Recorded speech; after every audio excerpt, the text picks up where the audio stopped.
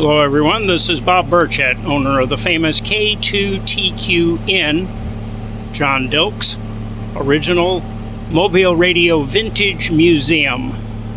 John started this in 1998, carried the tradition to 2010, where I got then 9 years later in 2019, we made a deal and now it's here at our place in Torrance. We're going to take a brief run through and we're going to go look at some nice old, but mostly dead radios. So we're going to commemorate that event, and I'm going to close the door here so we don't get disturbed by the sound of the generator.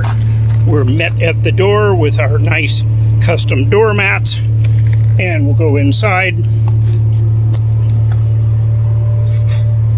and we'll narrate. There we are, a little quieter, starting with the cockpit. Here we are at the dashboard. We'll turn on the K6SLC dashboard. And the first thing you see is our Gonzit G66 and G77 Gonzit twins, circa 1957. They're all rebuilt and working nicely. Down here is a nice artifact, the Wireless Age magazine, 1919, showing the radio station POZ. It's the other side in Nauen, Germany. Nauen, Germany is where the receiving station was that heard the transmission to Get Lucy, which was to torpedo the Lusitania. This is 1919. So that tells you the Navy, which is depicted on the cover, took possession of the station just after 1915, when they were discovered that the station was being used to transmit encrypted code. You can read all about it at my website, getlucy, GETLUCY.org. Riding shotgun today, we have our cute chick, Serenade. Serenade is new in her box, standing atop her Westinghouse 4-speed record changer. This little girl is in here in a radio bus because she has a 165 kilocycle radio transmitter hidden down inside of the record changer. Serenade will play songs, tell stories, recite rhymes, and teach children. How does she do that? Because the record player plays the record of your choice through the doll. The only one of its kind, as I'm aware, circa 1960 to 61 era. Thanks to Dave and Diane Reedy for Serenade. Going down the row, we have a nice commemorative movie poster. Hedy Lamarr. Hedy Lamarr was a great actress, so why is she here? Hedy Lamarr's name comes up in the radio and communications world. She was quite brilliant, despite the fact she was gorgeous. Gotta go look up Hedy Lamarr. There's a wonderful story with her, and you'll hear more about it in a minute. Turning the corner. Let's look at the various items in here. Here's a Hammarlund, virtually useless, HQ-105. Very few of them were made, largely because they were kind of a piece of junk, but they were the Hammarlund's entry into the CB radios. 1959, they had a one-tube transmitter, one crystal, and put out the requisite 5 watts on CB. If you look close, you'll see the band spread dial is really a receiver frequency with the channels of CB. What a heap. However, we have one. It's a nice item. If you need to make a long-distance call while you're here, we have our telephone waiting and ready for you, and the cord won't get tangled either, which is very nice. We have our Hammarlund HQ-100, which the 105 is basically a kid brother to. And the speaker that went with it is hidden back here. That's courtesy of K6SLC, Gary Stuppian. Thank you, Gary. In this row is the NC300, all super band radio, top of the line, and its speaker. Right below that, we have, also courtesy of Gary, is the Johnson Navigator. This guy's been all rebuilt, with a newly refaced meter. It works great. And we have the companion ICO 722 VFO, also circa 1961. We have our Mac key to go with it. For those of you that like to collect Vibraplex, there were many competitors. That's a Mac. Additionally, we have a Johnson Viking 2. Very nice. CW and phone radio. We also have the books that tell you all about them.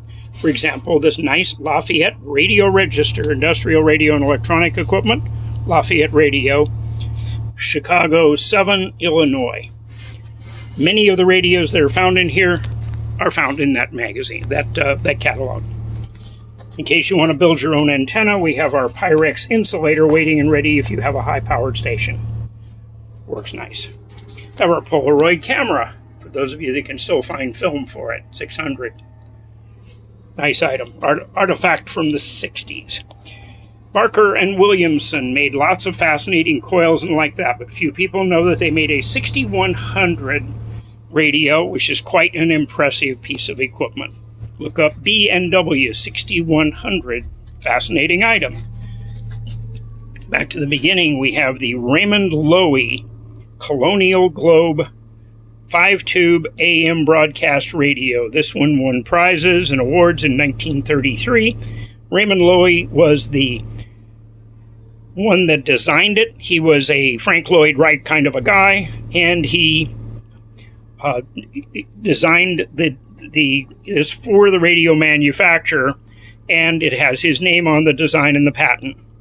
Inside is a very poorly made, but nonetheless quite functional receiver on the AM broadcast band with the speaker down inside of the base. When you can find one of these on eBay, buy it. Typically $3,000.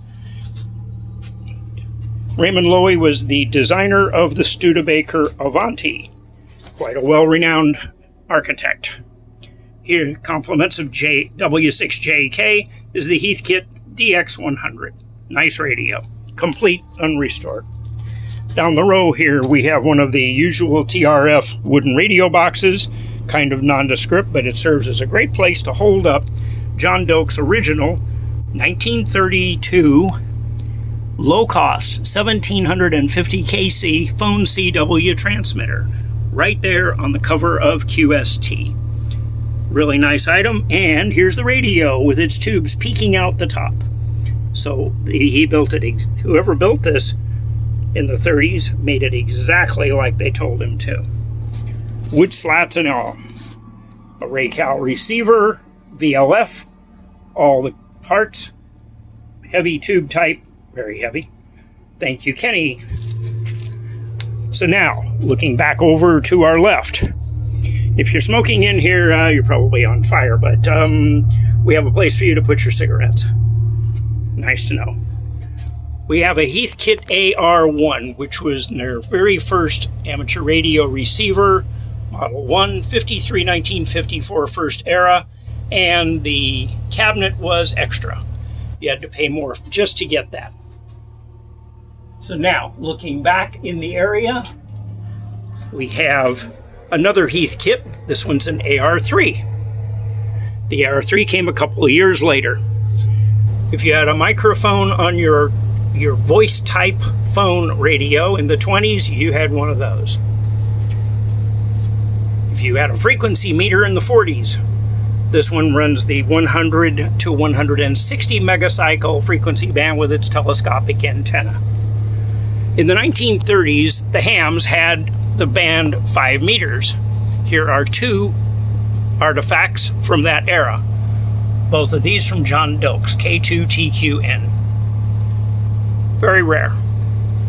The 5 meter band, of course, no longer exists for us. Now, back over here, starting in this corner, we have the CAA, the forerunner to the FAA, Federal Aviation Administration. This is a Civil Aeronautics Administration. We call these the Gonzit Goonie Bird, crystal controlled AM 108 to 132 transceiver, all tubes. Later on, we have the original Heathkit log. So when you're talking on your Heath station, we have the logbook for it. This is another Heathkit Precision, it says on it. Very nice item. This also is an AR1.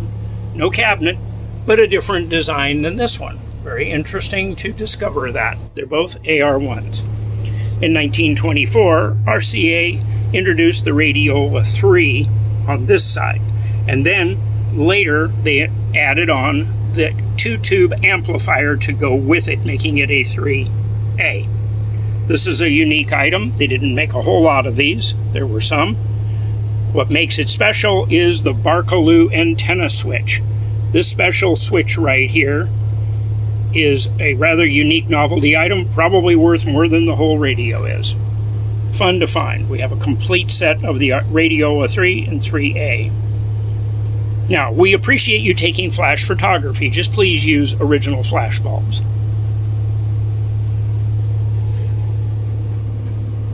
In 1912, Edwin Armstrong patented the first model regenerative receiver when he invented regenerative receiving.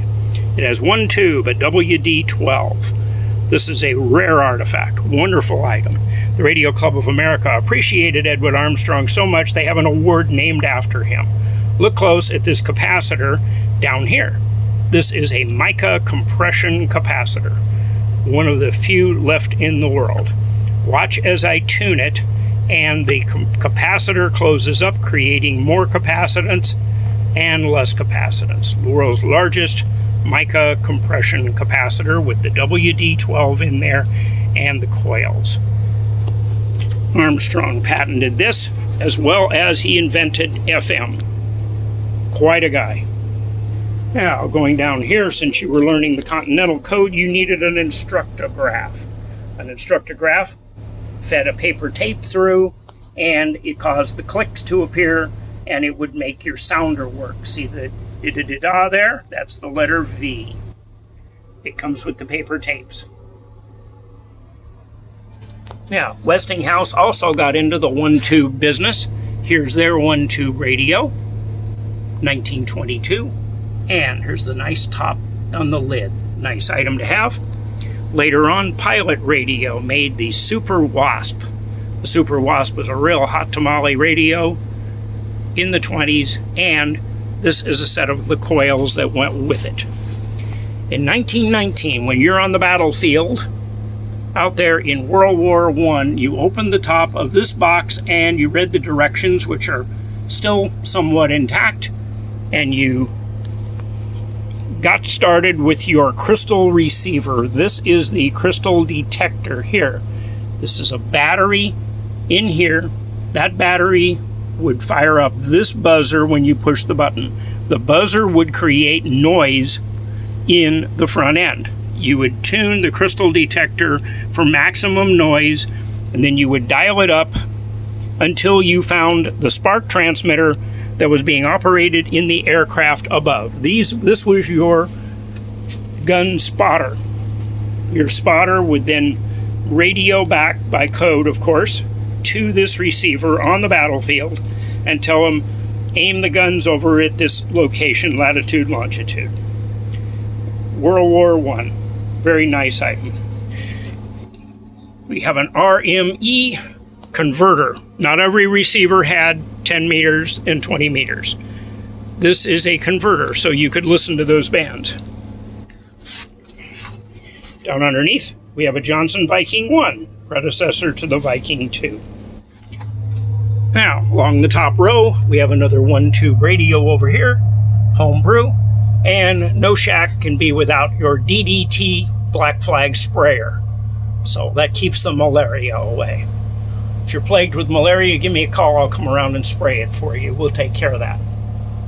Just an extra service we provide here at K6SLC. Now, here we have a homebrew pair of 807s and single crystal. 1930, called a TNT transmitter, 10 watts. These were always written up in QST, so people could build them. Now there's a 211E hotshot 50-watt tube in there, also in the 30s. Now, here's our Hallicrafters rows, starting with the famous Antique Wireless Association awarded a prize to this Hallicrafters S1. This was provided to me by John Dilks with the vehicle when I got it. He says, don't ever touch that dial. He was right. It's paper, not protected. The Hallicrafters. Here's the Sky Buddy. Came along later. Metal dial. You can touch this one. Then, another W6JK item, the Super Defiant. Here's the RME row. This is a model WAC44. I'm going to back up so you get a full face picture. You can pause this video and look a little closer. An RME pre-selector. And another RME nice item with the receiver here. The RME 69 circa 1936. And its accompanying pre-selector as well. On the bottom, another 1940 Hallicrafter SX28. Big guy. Nice big receiver. And the companion is this guy here. A telephone and telegraph transmitter by the Hallicrafters Company. There we are. There's your plate voltage and plate tuning, PA grid. This is an HT9. It was owned by W4KT. And there it is in all its splendor. Now, I'm going to go back up toward the front again, turn around, and look back. Make sure you get the full effect here. Across the top, John Dilks provided a nice tube collection on arrival. So here's a quick sweep of the tubes from John. Thank you, John. We have interspersed more tubes since I ran out of rack space for them. So here's some really nice vacuum tubes, including a very classy 1919 Navy tube that was never declassified by Western Electric. Cute little guy. Now, around the back, on the top, I picked up from where John left off, and we added another row. Now see that ladder line? That's going to become important in a minute, so remember that. More of these wonderful artifacts from back in the past. My little Acorn Triode, 955 Triode tube. UHF, big time. A lot of nice high power there. Some neat bottles. Interesting little ears on that guy. And we're coming around to the end. 829s and similar tubes. And we end the tube show with this nice big monster in the back. So, coming down here from KI1CP, Doug Chapman's dad. Here we are. I'm going to back up so you can see the Drake line. Provided by Doug Chapman. Thank you, Doug. And just recently from Henry Maciog in Lorton, Virginia, we got the Collins S line complete station. Look at that gorgeous station. Very nice. We also have as a companion to these original logbook and Collins catalogs. So you can read all about it. Around the corner, we have, courtesy W6GSA, the Joseph Martisich family. Stephanie Martisich provided the ART-13 World War II transmitter. These came out of the B-29 bomber. They were Collins' entry into auto-tune. Now I have a theory that the auto-tune, which was rapid automatic tuning here for these channelized positions that were not crystal controlled, when the lead pilot on a bombing run would notify all the other planes that he wanted to change frequency, they would go to these predefined channels and switch. The radio would tune itself. All of these are motorized controls for those that are unfamiliar with it. This was frequency hopping in its earliest form.